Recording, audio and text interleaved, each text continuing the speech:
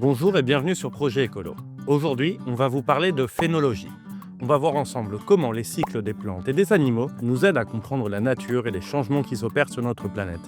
Allez, c'est parti!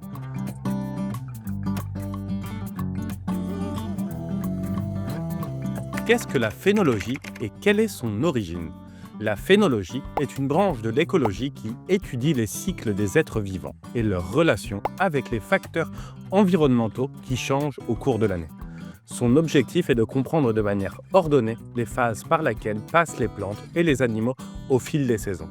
Son origine remonte à 1849, lorsque Charles-François-Antoine Morel a commencé à observer les plantes et à enregistrer leurs changements au fil du temps. Son intention était de créer un système permettant d'étudier les cycles de manière organisée et ainsi de mieux comprendre la vie des organismes. À quoi sert la phénologie?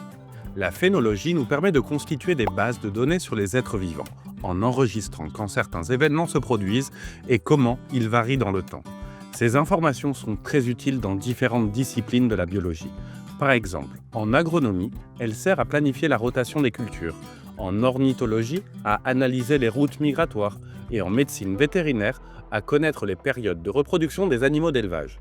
De plus, la phénologie est essentielle pour étudier les effets du changement climatique, car elle nous permet d'observer comment les comportements des êtres vivants sont modifiés par les variations climatiques. Exemple de phénomène phénologique. La phénologie se divise en deux grands groupes. La phytophénologie, qui étudie les plantes, et la zoophénologie, qui se concentre sur les animaux. Chez les plantes, on peut observer des phénomènes phénologiques comme la germination, l'apparition de la première feuille, le développement des pousses, la floraison, la maturation et la chute des fruits, la dispersion des graines ou la chute des feuilles. Chez les animaux, certains phénomènes phénologiques sont la parade nuptiale, la construction de nids, l'accouplement, la gestation, la maturation sexuelle, les changements de couleur selon la saison, la migration, le marquage du territoire ou l'hibernation. Comment étudie-t-on la phénologie? Pour étudier la phénologie, on analyse les étapes de la vie des êtres vivants. Quand commence et se termine chaque phase, combien de temps elle dure et quelles conclusions on peut en tirer. On utilise des stations biologiques ou phénologiques qui sont des zones au sein des écosystèmes où l'on surveille les changements chez les plantes et les animaux. Ces stations sont reliées entre elles par des réseaux afin de comparer et de partager des informations, ce qui permet d'obtenir des données plus complètes et plus fiables. Facteurs influençant la phénologie. Plusieurs facteurs déterminent comment et quand les phénomènes phénologiques se produisent. Parmi ceux-ci, on peut citer le climat et la température. Ils affectent les cycles de croissance et de reproduction des êtres vivants en fonction de la région et de la saison. Photopériode.